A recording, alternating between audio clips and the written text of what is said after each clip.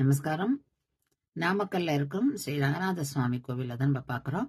நாமக்கல்ல ஆஞ்சநேயர் கோவிலும் நரசிம்மர் கோவிலும் ரொம்ப ஃபேமஸ்.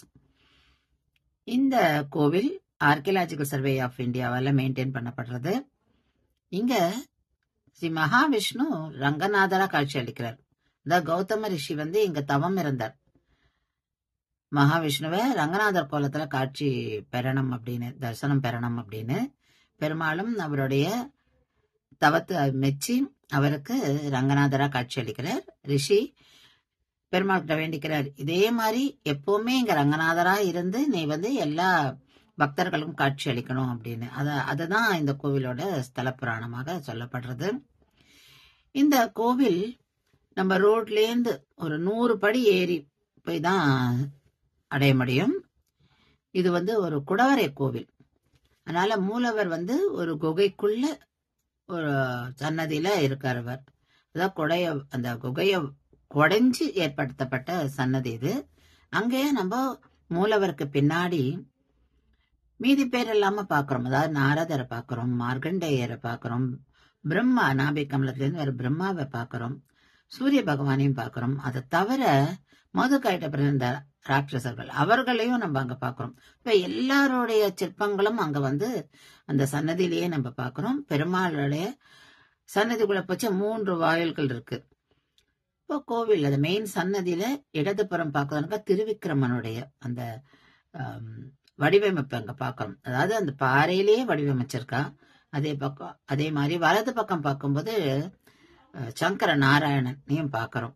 இது ரொம்ப ஒரு அதிசயமான படைப்பு.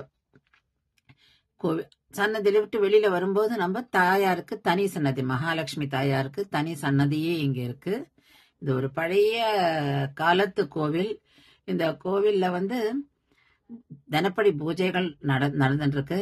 2 சுனைகள், அதாவது 2 பக்கம் சுனை தெரியாது. அவளே என்ன சொல்றான்னா, தண்ணி எங்கேருந்து வருதுன்னே தெரியாது, ஆனா எப்பவுமே இங்க தண்ணி இருக்கணும்.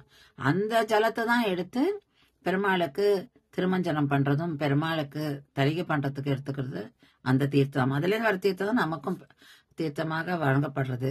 இந்த பேர்பட்ட ஒரு அதிசயமான கோவில். ஏன்னா இந்த கோவில் இதோட பீரியட்னு சொல்லும் போது 100 CE 300 CE முறை சொல்றாங்க. அதியமான் கட்டினதாகவும் உறையூர் சோழாஸ் கட்டினதாகவும் சொல்றா. ஆனா இந்த கோவிலை பார்க்கும்போது பல்லவா கோவிலோட அதாவது அந்த ஆர்கிடெக்சர் ஸ்டைல்ல இது இருக்கும். இதுக்கு விமானம் கிடையாது, இங்கேயும் விமானம் கிடையாது. அதனால தான் ஆஞ்சநேயர் கோயிலும் விமானம் பார்க்க மாட்டோம். அதனால இங்க ஏன் விமானம் தனியா இல்லை அப்படின்னாக்கா, இங்கேயும் நரசிம்மர் கோவில்லையும் குகையே அப்படி பெருமாளோட அந்த திருமுடிக்கு மேல இருக்கு. அதனால பெருமாளோட விக்கிரகத்துக்கு மேல இருக்கிறதுனால மலையே விமானமா இருக்கிறதுனாலதான் இங்க இருக்கிற ஆஞ்சநேயர் கோயிலுக்கு விமானமே இல்லை அப்படின்னும் இங்க கைங்கரி மற்றவர் சொல்றாரு. மிக அழகான, அற்புதமான, அதிசயமான கோவில் இது. கண்டிப்பாக போய் சேவிக்க வேண்டியது.